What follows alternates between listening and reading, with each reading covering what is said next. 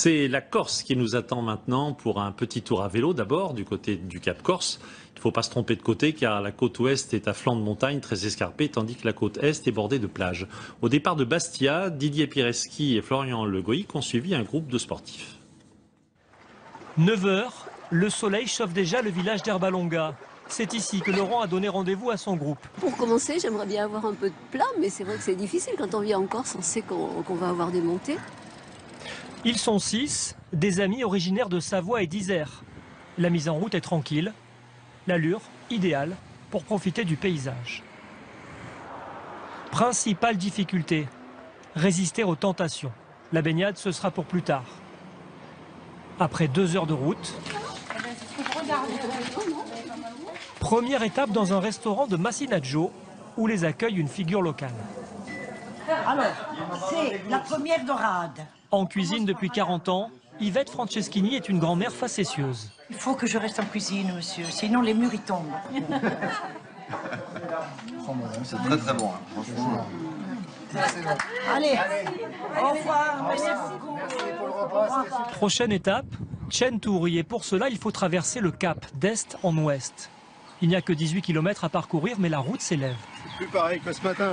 Les hommes ont accéléré, mais les femmes s'accrochent. Absolument. On tient grâce à l'ombre. On a de la chance. Le décor aide aussi à chasser la fatigue. Panorama sur l'île italienne de Capraia. Chaque nouveau virage est un cadeau de plus pour nos grimpeurs. On oublie tout. On regarde le paysage et du coup, on pense plus qu'on pédale. Ça va?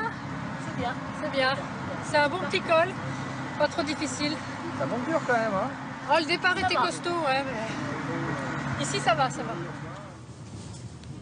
Quelques rencontres et quelques efforts plus loin, arrivé au col de la Serra, pour une vue imprenable sur Centuri. Franchement, c'est vraiment Extraordinaire. une belle descente là, jusqu'à la mer. Et après, plouf. Les 6 km à suivre se font en quelques minutes. Il est 17 h, l'heure de descendre de vélo. À l'auberge, le groupe est accueilli par des touristes belges admiratifs. Moi, personnellement, je peux le faire en bateau. Par contre, je vous présente mon OP. Lui, par contre, lui, c'est un vrai. Je suis le neveu d'Eddie Merckx. Et aujourd'hui, En plus, il ne se dope pas. Hein. ouais, si, au rosé, quand même. Un petit peu au rosé.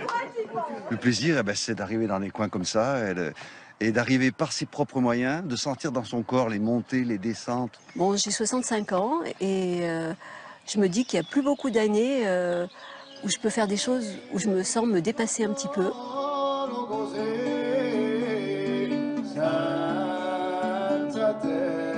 Les habitants du Cap en parlent comme d'un territoire à part.